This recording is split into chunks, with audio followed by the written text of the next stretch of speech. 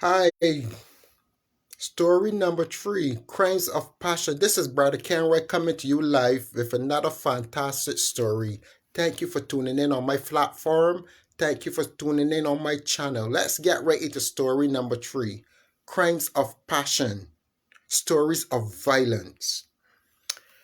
My third story is called Evison, or let's call it the boy in the neighborhood. I don't want to call names. Ladies and gentlemen, this story hit home because I knew the persons involved in this story. When I was a teenager, almost what? So 1990, I was a teenager.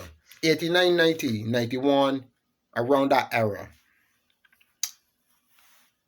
And to tell you the truth, I was not a teenager who had many friends. Why? I didn't move from my hometown, my village. I moved to a different location. And I didn't have no friends in this new location, so I missed my old friends. So every evening around 3, 4 o'clock, around that time, I used to go and sit down I used to go and sit on my mother's front step. I just watched the traffic go by.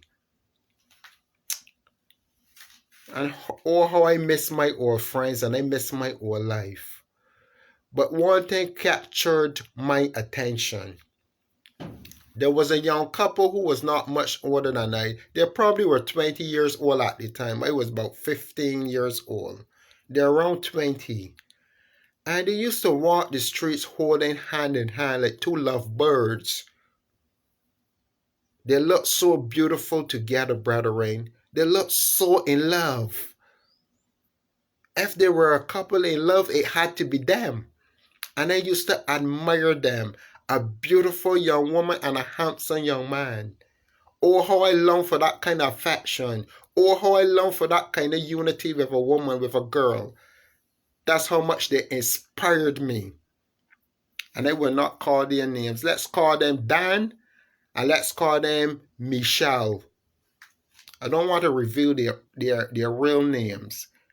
Dan and Michelle used to pass so much in love. And I admire this young couple so much. And everything looked perfect, picture perfect from the outside looking in. Everything was picture perfect. But trouble was brewing. Trouble was secretly happening in one of them. There was a dark side in one of them. There was much hatred, much animosity brewing in one of these, or growing, or secretly manifesting or infesting in one of these individuals. But no one knew it because we were all looking in from the outside.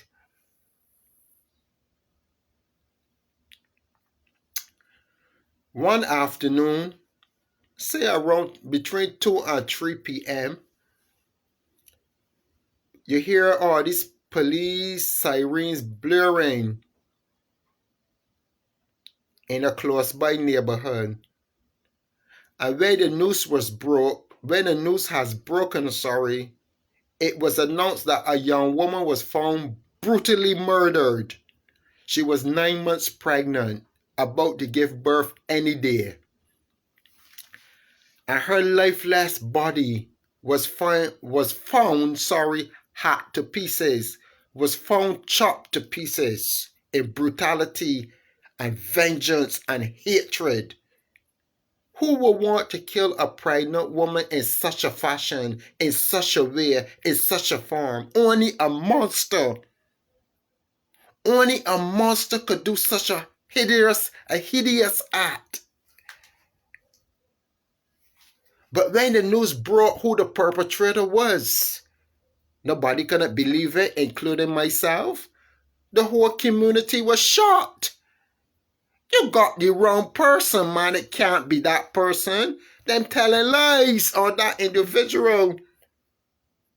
That person would never hurt that person. Dan would not hurt Michelle. My lord, them telling lies on that man, yeah. That was the reaction from people in the community because they couldn't believe that Dan would ever lift a hand to hurt Michelle. But unfortunately, he did. Dan murdered Michelle. Dan slaughtered Michelle. Dan brutalized Michelle. Dan mutilated Michelle in such a hideous way. That is years of hatred and history of violence he had. And you know what was the story behind all of this scenario? It appears that before Michelle got involved with Dan, she had another young man. And she got two children previously from this other young man. So when she met Dan, she'd already had two children. So he took her in with his two young children. So the rumors were that she was still fooling around with this previous children father. And the child that she's expecting now to be Dan's child was the previous child father own child. I don't know if it's true. Nobody don't know, but those were the rumors. That she was secretly meeting the former children father and was in a sexual relationship with this children father. And the child that she said is Dan's child was not his. But even if it's true or true not, Dan had no right of taking a life in such a brutal way. And the young lady was 9 months pregnant, about to give birth any day. He didn't kill one, but he killed two. He took two lives that day. Two innocent lives. He took two innocent lives that day. And he took it in such a brutal way, in such a I can't even describe it. And that shocked the whole community. That waked the community. You know what was more shocking? The kind of family he came from. When they discovered who Dan was and who was his mother was a pillar in the community. His mother was well loved and well respected in the community. They are all well-to-do people. They are all Christian family. But in every family that had a black sheep, and unfortunately he was the black sheep, because none of their family in the past nor present even to now have got in trouble.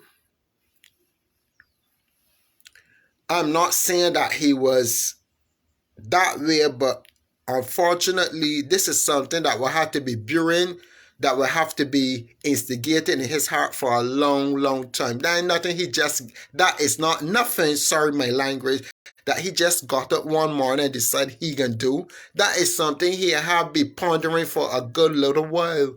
So when they pass to the street, hug up and like Romeo and Juliet, nobody know what he was thinking all of that time. I tell you from the beginning of this story, I used to admire this young couple.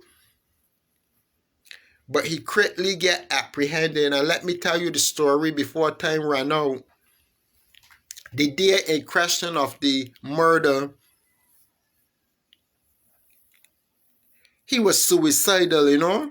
He was acting weird and strange because I remember on more than one occasion, I think I saw him pacing up and down the road. Not the same day of the murder, but as time before the murder. I said, but he looked out of character, like him. Where's the girl? I noticed I ain't saying the girl either. But you know, the morning in question of the murder, another neighbor testified and said that he came by her house crying. And he had the same sword in his hand that he used to kill this woman brutally. As she took the sword from him, I said, look, Dan, listen to me. I know you're hurt, but you gotta let her go. You find out the truth, and the truth gonna set you free. Let her go. As she said, the phone rang at the same time. She said, Dan, don't move. I coming back there. You know, in that split second, when she went in the house to answer her phone, that is when Dan took back up the sword and disappeared, vanished. when she came out, she didn't know what direction Dan went. Not knowing Dan going and hide himself in some bushes behind some palings, or what we call galvanized here in Barbados. Knowing that she have to pass there to go for her little daughter at the primary school, he waited. That's the only path she's gonna take. And when he pounced out on her, he pounced out with brutality. He came out with vengeance. He came to kill. He came to silence. He came to destroy. All because his feelings was hurt. Or because he wasn't man enough to walk away. Or because he wasn't man enough to say, you know what? I'm bigger than this. It's gonna hurt me, yes. It's gonna hurt me, but at least I know the truth. I'm gonna walk away from the truth. Believe me, brethren, I have been in situations like that. If only I'd walk away, I would have never got in the trouble that I got in. But I learned. If you never learn, you will always be a fool. A fool's mind is like a broken jar. The Bible says a fool despises wisdom. And now that I'm experienced, after I went through that situation, I encourage all young men out there to walk away and don't put yourself in trouble, because trouble, when you're in trouble, it's not a pleasant thing. You may think it's easy when you're angry, I can do this and do that. But once you get into trouble, it's hard to get out. You believe you me? I cry tears. And I'm not ashamed to come and tell you on this program. It's easy to get in trouble, but it's hard to get out. So I encourage all young men, when your troubles are settled like rain, walk with your umbrella, walk with your raincoat. It's called knowledge. It is called knowledge. Walk away from these situations. Had Dan walked away, he won't take Michelle's life. And he suffered in prison, ladies and gentlemen. He went to prison and he suffered, and he contracted the deadly AIDS virus. And he died from AIDS in prison. You know why? Retribution cash up on every man. He died from AIDS in prison. So he suffered worse than she did. She died instantly, but he went through years of suffering from AIDS in prison, all because of his callous act. He paid the ultimate price. Retribution is cash upon every man. This is Positive K with my third story called Stories of Crime. Stories of Passion. Stories of crimes. Whatever you want to call it. Violent stories. Crimes of passion. This is Positive K with my third story. Tune in for the fourth and final story for today. Encourage people to come on the platform. Tell them I live. Tune in. God bless you.